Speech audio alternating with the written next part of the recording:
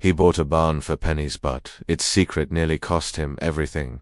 The morning mist clung to the rolling hills of Missouri like a soft blanket, and Thomas Martinez stood at the edge of his new property, watching the sun paint the weathered barn in shades of gold. He had bought the old Whitmore farm for almost nothing at the county auction. 73 acres of overgrown fields, a crumbling farmhouse, and this massive red barn that had seen better days.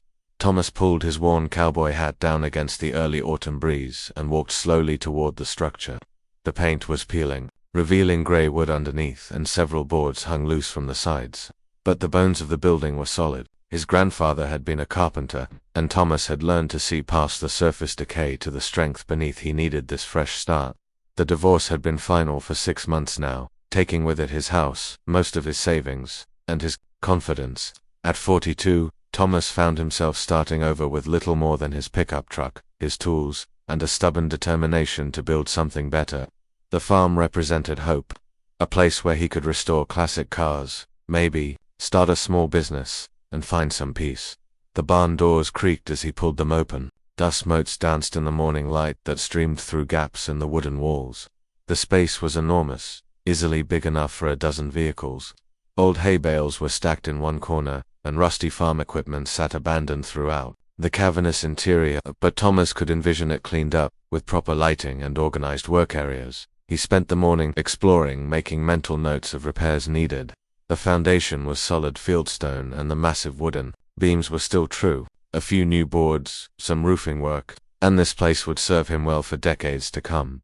It was while clearing out debris near the back wall that Thomas first noticed something odd. The barn was longer on the outside than it appeared on the inside. He paced off the dimensions, frowning. There had to be 15 feet of space unaccounted for. Running his hands along the weathered planks, he found what he was looking for, a seam in the wood, barely visible, running from floor to ceiling. When he pressed against it, the entire section shifted slightly.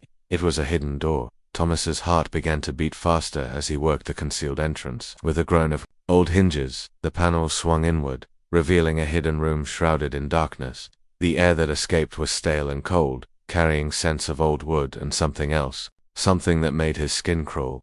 He fetched a flashlight from his truck and returned to peer into the secret space. What he saw made his blood run cold. The hidden room was filled with shelves, and on those shelves sat dozens of glass jars, each containing what appeared to be preserved specimens floating in murky liquid. But these weren't the typical biological samples you might find in a science lab. They looked disturbingly organic, almost human in their shapes and textures. Thomas stepped back, his breathing shallow. His mind raced with possibilities. None of them good. Had he stumbled onto evidence of some terrible crime? Were these parts from victims of a serial killer? He pulled out his phone to call the police, then hesitated. What if he was wrong? What if these were legitimate medical specimens or something equally innocent? He would look like a fool, and worse. Word would spread through the small farming community that the new guy was paranoid and unstable. Instead, Thomas decided to investigate further. He forced himself to enter the hidden room, playing his flashlight beam across the shelves. Up close, the jars were even more disturbing. The specimens inside seemed to shift and move in the preserving fluid, though that was surely just an optical illusion created by the curved glass dot. At the far end of the room, he found a desk covered with old journals and documents. The writing was in a spidery hand that was difficult to read, but certain words jumped out at him, words like preservation, eternal life, and the formula. A chill ran down Thomas's spine as he began to understand. This wasn't evidence of murder, it was something far stranger and potentially more dangerous. Dr. Ezra Whitmore, the previous owner's grandfather, had apparently been conducting some kind of bizarre experiments in life extension. The journals described attempts to preserve living tissue indefinitely, to stop the aging process, to achieve immortality through science. Thomas was so absorbed in reading that he didn't notice the change in the air around him at first. The temperature in the room had dropped noticeably, and a faint humming sound seemed to emanate from the jars themselves. When he looked up, his flashlight beam caught something that made him stumble backward in shock. The specimens in the jars were moving, not just floating, but actively writhing and pulsing as if they were alive. And they were growing larger. Thomas turned and ran from the hidden room, slamming the concealed door behind him. His hands were shaking as he leaned against the barn wall, trying to process what he had witnessed. Maybe he was having some kind of breakdown. The stress of the divorce, the isolation of starting over in a new place. It would explain the hallucinations, but deep down, he knew what he had seen was real. Over the next few days, Thomas tried to continue with his plans for the barn. He cleared out more debris, made lists of needed supplies, and even started sketching layouts for his workshop, but his eyes kept drifting to the back wall where the hidden door waited. And at night, lying in his sleeping bag in the old farmhouse, he could swear he heard sounds coming from the barn, soft tapping, like fingernails, on glass. On the fourth night, Thomas couldn't stand it anymore.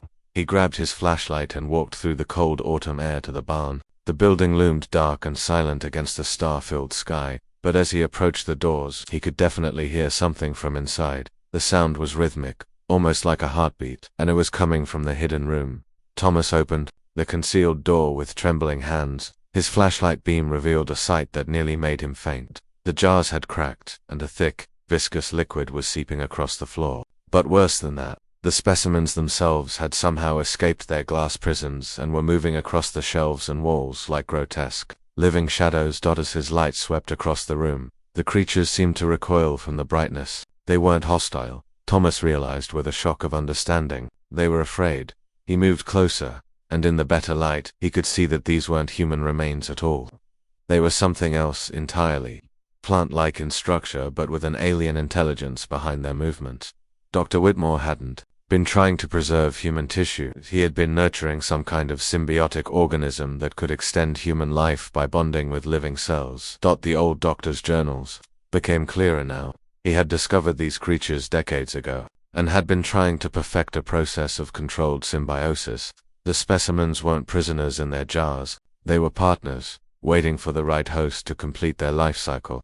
Thomas stood in that cold, dark room and made a decision that would change everything. Instead of destroying the creatures or calling the authorities, he chose to continue Dr. Whitmore's work, not out of a desire for immortality, but out of a deep loneliness that these alien beings seemed to understand and share. Over the following months, Thomas learned to communicate with the creatures through touch and shared consciousness. They weren't parasites, but rather a form of life that enhanced rather than consumed their hosts. They offered not just extended life, but a connection to something larger than himself, a family of sorts, bound together by biology and mutual need.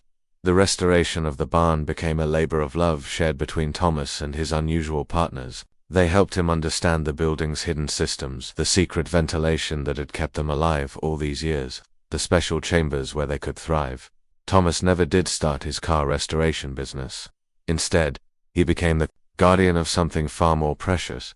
The creatures taught him patience, showed him wonders beyond human imagination, and gave him a purpose that filled the hollow places in his heart. When visitors occasionally came by the farm, they saw only a quiet man who had found contentment in rural solitude. They never suspected that the barn held one of nature's most remarkable secrets, or that Thomas Martinez had found something more valuable than money or fame. He had found belonging. On warm summer evenings, Thomas would sit on his porch and watch the sun set behind the red barn. Sometimes, in the fading light, he could see gentle movements in the windows. His partners were active, tending to their work, preparing for the day when others, like Thomas, might find their way to this hidden sanctuary. The barn had cost him almost nothing in dollars, but its secret had given him everything he never knew he was looking for. In saving the creatures, they had saved him in return. And in the quiet Missouri countryside, that seemed like the most natural thing in the world.